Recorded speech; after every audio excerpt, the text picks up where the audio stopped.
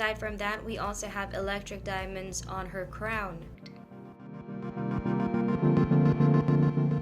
Once again, for Starlight by Margaret Morales version 3, in either round or square beads in all of the different sizes offered, it will have 3 different kinds of beads. First, we've got the titanium diamonds, which will be placed over here on the purple hair. Second are the sapphire diamonds that are sprinkled on her purple hair, as well as on areas of her dress, blue hair rather, and her blue dress. And finally, we've got electric diamonds for the star on her forehead, as well as the tips of the crown.